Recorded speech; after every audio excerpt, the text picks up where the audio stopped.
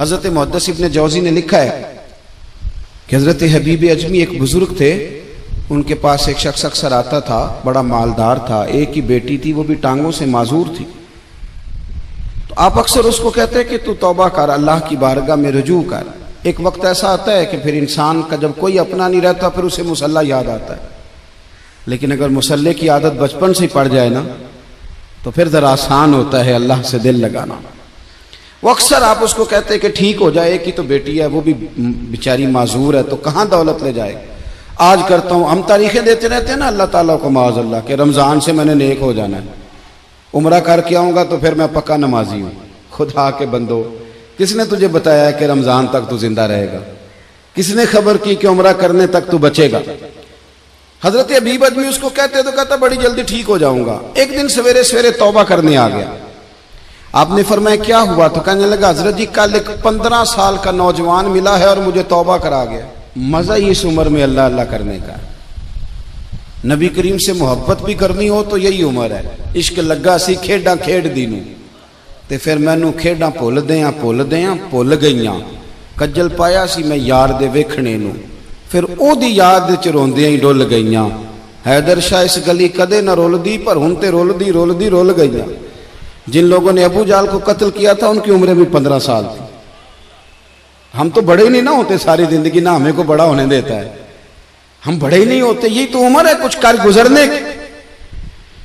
15 سال کا نوجوان توبہ کرا گیا تو حضرت حبیب اجمی کہنے لگے وہ کیسے؟ کہنے لگا حضرت جی میں کل منڈی گیا تھا، مجھے کچھ سامان خریدنا تھا، تو بغداد کے بازار سے میں نے مچھلی خرید لی 10 کلو، باقی بھی سامان تب خود لے جا نہیں سکتا تھا۔ تو مزدور آپ کو پتہ ہے بیچارے آج بھی سڑکوں پہ بیٹھے ہیں، تو مزدور بیٹھے تھے تو ان میں ایک نوجوان 14-15 سال کا، چہرے پہ بڑی روشنی۔ میں نے اس کو کہا بیٹے مزدوری کرو گے؟ کہنے لگا حضور مزدوری بھی کرتا ہوں، پڑھائی بھی کرتا ہوں، اور جو اللہ کو منظور ہو اس کی عبادت بھی کرتا ہوں۔ میں نے اسے کہا کہ یہ میرا سامان ہے فلان جگہ پہنچانا، کیا لوگے؟ کہنے لگا 3 دینار مزدوری۔ سودا طے ہو گیا، اس نے سامان اٹھا لیا۔ کہتے ہیں رستے میں ظہر کا وقت ہو گیا، کہنے لگا چچا اگر اجازت دو تو نماز پڑھ لوں۔ 15 سال کا جوان، کہتے میں رکھ کے نا وہاں سامان تو پھٹے پہ بیٹھ گیا، وہ نماز پڑھنے چلا گیا۔ باقی لوگ دیر سے آئے، وہ بچہ جلدی آ گیا۔ میں نے کہا بیٹے آپ جلدی آ گئے؟ کہنے لگے نفل چھوڑ دیے، آپ یہی نہ سمجھ لیں کہ کام چور ہے، میں بعد میں پڑھ لوں گا۔ کہتے ہیں وہ دوپہر کا وقت، رمضان بھی نہیں تھا، میں اس بچے کو نوجوان کو گھر لے گیا اور میں نے اپنی بیوی سے کہا کہ بڑا نیک ہے، نمازی ہے، اور راستے میں یہ بھی ہوا ہے کہ میں نے اسے ایک دفعہ کہا ہے کہ یہ مجھے تھوڑی دیر کے لیے دے دو، گرمی بڑی ہے، تمہیں پسینہ آ رہا ہے، میں اٹھا لیتا ہوں۔ کہنے لگا نہیں چچا میں رزق حلال کھاتا ہوں، اگر آپ اٹھائیں گے تو میں 3 دینار مزدوری پوری نہیں لوں گا، پھر پیسے کم کروں گا، میں نے طے کیا ہے کہ اٹھاؤں گا۔ تو کہتے ہیں میں نے اپنی بیوی کو بتایا تو بڑی متاثر ہوئی، کہنے لگی دوپہر کا کھانا پک گیا، اسے کو روٹی کھا لے، رمضان بھی نہیں تھا۔ کہتے میں باہر نکلا، اس کو 3 دینار تھمائے، تو میں نے کہا بیٹے ایک بات میری مانو گے؟ کہنے لگا بتائیے۔ میں نے کہا کھانا پکائے کھا لو۔ کہنے لگا میں معافی چاہتا ہوں، میں نے روزہ رکھا ہوا ہے۔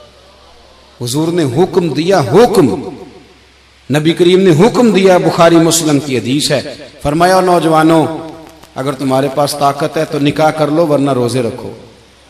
حکم دیا، یا نکاح اور یا روزے، یہ سرکار کا حکم ہے۔ بھائی نفلی روزہ نفس کی قوتوں کو کچلتا ہے، انسان میں نورانیت اور روحانیت لاتا ہے۔ کہتے وہ کہنے لگا میں نے روزہ رکھا ہے، میں اور متاثر ہو گیا۔ میں نے کہا اب کیا کرو گے؟ کہیں اور جانا ہے؟ کہنے لگا نہیں، میں جس دن 3 دینار کما لیتا ہوں پھر میں مزید لالچ نہیں کرتا، باقی وقت یا قرآن مجید پڑھتا رہتا ہوں یا نبی پاک پہ درود شریف پڑھتا رہتا ہوں۔ آپ بتائیں؟ تو میں نے کہا کہ افطار میرے ساتھ کر لو۔ کہتے ہیں میں اسے مسجد چھوڑ آیا اور خود میں لوٹ آیا۔ افطار کے بعد میں اسے لایا، کھانا کھلایا، عشاء پڑھی، اس کا گھر دور تھا، میں نے ڈرائنگ روم کھول دیا، بیٹھک کھول دی، وہیں وہ سو گیا۔ میری 20 سال کی معذور بچی کبھی چل نہیں سکتی تھی، کوئی طبیب کوئی حکیم میں نے چھوڑا نہیں تھا اس کو دکھایا نہ ہو، ایک ہی بیٹی وہ بھی معذور پیدائشی۔ اس کے کمرے میں گئے، میاں بیوی اسے کھانا کھلا اور بتایا بیٹے ایک نوجوان ہے، بڑا نیک ہے ہمارے گھر میں، آج بڑا پرہیزگار۔ پتہ ہے حضور نے کیا فرمایا؟ نبی کریم فرماتے ہیں جب نوجوان اٹھ کے تہجد پڑھتا ہے نا، نوجوان تو اللہ فرشتوں کے سامنے اس نوجوان پر فخر فرماتا ہے. اللہ فخر کرتا ہے کہ عمر دیکھو اور دیکھو یہ میری بارگاہ. اللہ فخر کرتا ہے, اللہ یعنی خدا خود میر مجلس بود, اللہ فخر کرتا ہے. اب سوچے تو ہم نے اپنی بیٹی کو بتایا کہ نوجوان اور بڑا نیک ہے, تو کہتے ہیں وہ کھانا کھلا کے ہم واپس آ گئے. آدھی رات کا وقت ہوا تو دروازے پہ دستک ہوئی. بچی اپنے کمرے میں سو رہی تھی, ہم اپنے کمرے میں, وہ بیٹھک میں. گھبرا کے اٹھے کہ اس وقت کون ہے دروازے پہ؟ تو بیٹی کہنے لگی ابا دروازہ تو کھولنا. کہتے ہیں دروازہ کھولا تو 20 سال ہو گئے تھے بیٹی کو, کبھی اس نے چل کے نہیں دکھایا تھا, کبھی دوڑ کے ادھر جاتی کبھی ادھر آتی. کہتی ہے الحمدللہ اللہ نے میری ٹانگیں ٹھیک کر دی. ہم دونوں رونے لگے, اے اللہ تو کتنا کریم ہے, کیسے ہوا بیٹے سارا کچھ؟ تو بیٹی کہنے لگی ابا آپ نے کہا تھا نا کہ نیک نوجوان آیا ہے, تو میرے دل میں خیال آیا اللہ اگر واقعی نیک ہے تو اس کے صدقے مجھے شفا ہی دے دے. یا ایھا الذین آمنوا اتقوا اللہ وابتغوا الیہ الوسیلہ. تو کہنے لگی ابھی میری دعا بھی پوری نہیں ہوئی تو رب کریم نے فضل کیا ہے اور مجھے شفا عطا کر دی. کہتے ہم دوڑ کے اس کے کمرے میں گئے اور جب ہم نے ہاتھ رکھا تو دروازہ پہلے سے کھلا تھا, ایک خط چھوڑ گیا تھا. آج کل کے پیر کی کرامت ہوتی تو فیس بک پہ دے دیتا, باقیوں کو بھی ذرا بھول پتہ چلے.